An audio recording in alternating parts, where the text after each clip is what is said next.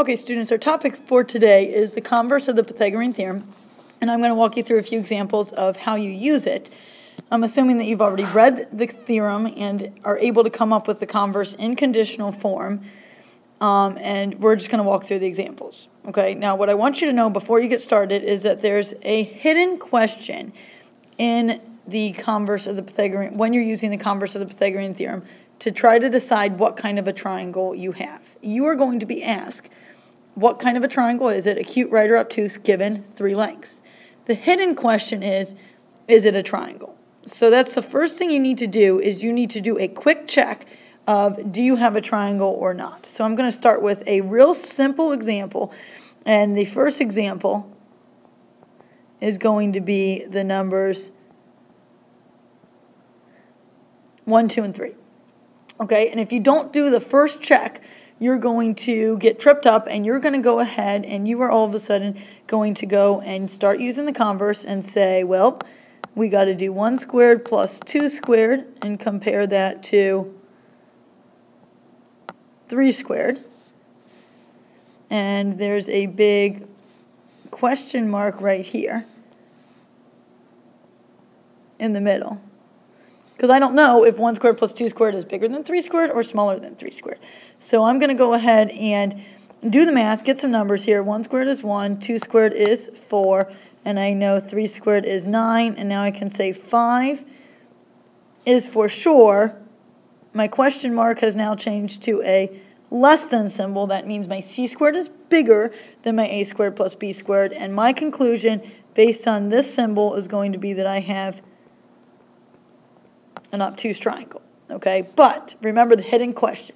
The hidden question is, do the three side lengths, 1, 2, and 3, make a triangle at all? And you're going to have to go back to the chapter 5 is when we did this. It's been a while. When we started inequalities with triangles, and we said the sum of the two smallest sides has to be bigger than the third side to make a triangle. Well, 1 plus 2 is 3.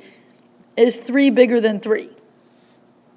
And the answer is clearly no. It has to be strictly bigger than, not equal to. So this one is actually not a triangle based on my inequality for triangles. So what's your answer? Obtuse or not a triangle? Not a triangle trumps everything. If it's not a triangle, we don't care about the whole second part, the Pythagorean converse. So that's why I would say start on the left, ask yourself the hidden question, and then continue. And if you know it's a triangle, then go ahead and square and see what you end up with. Okay? So we could have saved ourselves a lot of time there just by doing our hidden question first. Let's look at one that's a little bit harder in terms of the numbers. I'm going to give you some radicals this time. My three lengths are going to be radical 5, radical 7, and radical 13. So, hidden question, is it a triangle? Radical 5 plus radical 7 compared to radical 13 has to be bigger. I'm not great with radicals. I do know that a bigger number inside is going to make a bigger one. So I can say for sure that my C is going to be my radical 13. Radicals, you can't add the inside. So I'm not going to get radical 12 here. That's no good. So I'm going to actually use my calculator here. Just type it in, get a real quick answer. So radical 5 is coming out to, on my calculator, 2.24. Good enough. Okay, that's an approximate answer. I don't care about exact right now. 2.65 for radical 7, and radical 13 is 3.61. Again, I'm just comparing inequality. 2.24 plus 2.65 is 4 point something, and I don't even care at this point because 4 point something is bigger than 3.61. And I can say, yes, a triangle does exist. That's all I care about. On to part 2.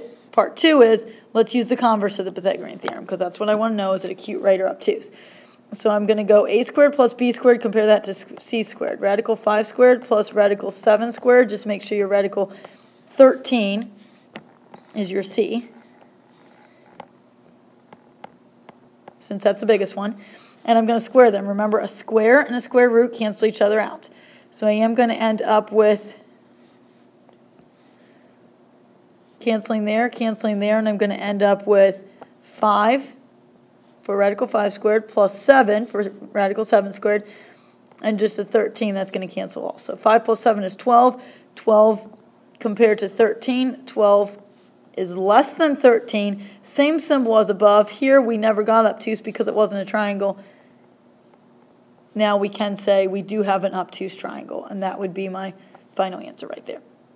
Okay? Let's try one more example. So I'm going to go to a new screen, and we are going to try one more example, doing the same thing. 3 numbers this time are 4, 4 radical 5, and 8. If you want to try this one on your own, pause the video, try it, and then check and see how you did. Okay? First thing, hidden question. Hidden question is it a triangle? So I'm going to take 4 plus 4 radical 5 or 8. And at this point, I'm actually not sure 4 radical 5, if that's bigger than 8 or smaller than 8. I got to figure out which one's the biggest side. So I'm going to type 4 radical 5 in my calculator real quick. And 4 radical 5, I'm getting the decimal 8.94 for that.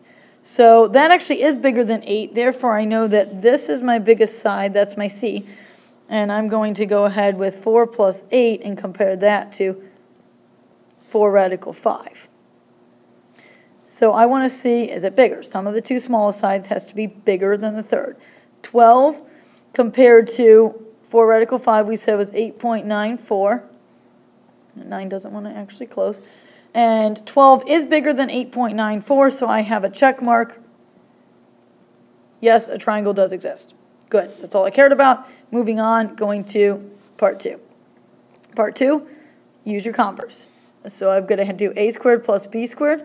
Again, c squared. C is going to be my 4 radical 5 since I determined that's the largest number. 4 squared plus 8 squared, and compare that to 4 radical 5 quantity squared.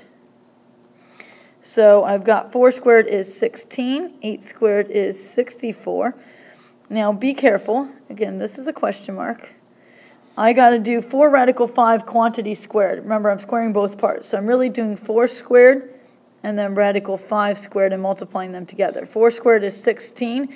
Radical 5 squared cancels out, and I get 5. So 16 times 5, I'm getting 80 on the right. 16 plus 64 is giving me 80 on the left, and this time I have an equals.